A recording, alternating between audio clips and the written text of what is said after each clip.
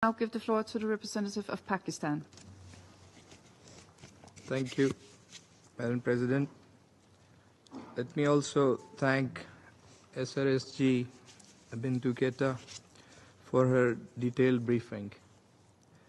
We've also listened carefully to the compelling statement by Ms. Charlotte Slant of the Danish Refugee Council. Both briefings have underlined the imperative of dialogue and peace as the way forward. We also welcome participation of the representatives of DRC, the distinguished Foreign Minister of Rwanda, and the representatives of Angola and Burundi in this meeting. Madam President, in recent weeks, this Council has devoted considerable time and attention to the situation in the eastern DRC, where M23's military offensive with external support has imperiled peace and security, upended lives of innocent civilians, exacerbated the humanitarian situation, and drastically increased the risk of a wider escalation in the Great Lakes region. After due deliberation, the Council responded, adopting Resolution 2773 last month, reaffirming its strong commitment to the sovereignty, independence, unity, and territorial integrity of the DRC. Among other things, the Council strongly condemned the ongoing offensive and advances of the M23, decided that the M23 shall immediately cease hostilities, withdraw from Goma, Bukavu, and all controlled areas, and reiterated its urgent call for all parties to conclude an immediate and unconditional ceasefire. It also strongly urged the DRC and Rwanda to return without preconditions to diplomatic talks as a matter of urgency to achieve a lasting and peaceful resolution of the protracted conflict in the region. As we know, and as the Special Representative has also reported, the provisions of this resolution largely are yet to be implemented.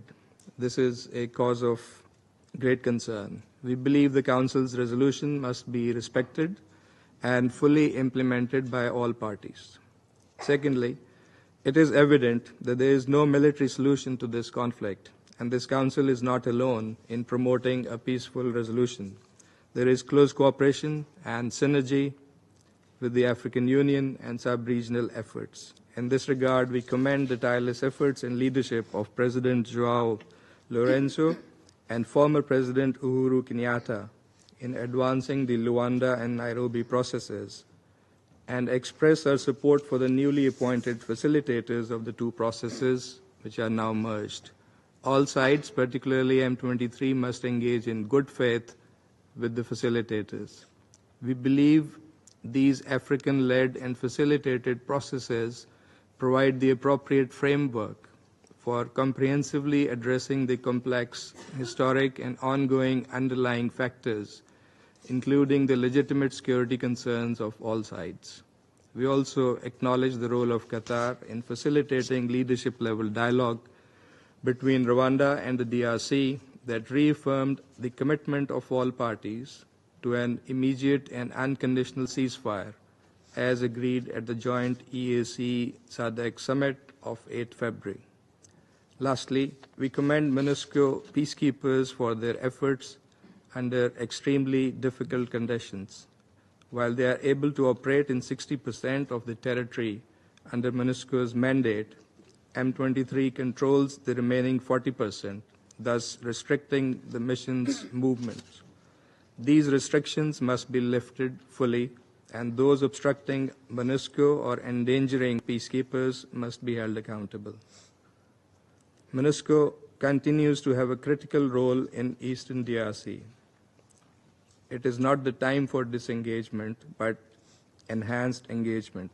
We have taken note of the EAC-SADC summit's recommendation that the mission's capacities be reinforced to enable it to play a role in ceasefire monitoring and securitization efforts in the region. The mission would need to be adequately strengthened and equipped to discharge its current or modified mandate in future in consultation with the government of the DRC. Given the intensive engagement of this Council, together with African Union and other sub-regional mechanisms, we are of the view that it will be in the interest of the DRC and Rwanda, and in fact the wider region, to really benefit from this environment by demonstrating political will and genuine commitment and cooperation, particularly through implementation of this Council's resolutions and the decisions of the African Union Peace and Security Council and sub-regional organizations to lay the foundation of durable peace and stability in the region. I thank you.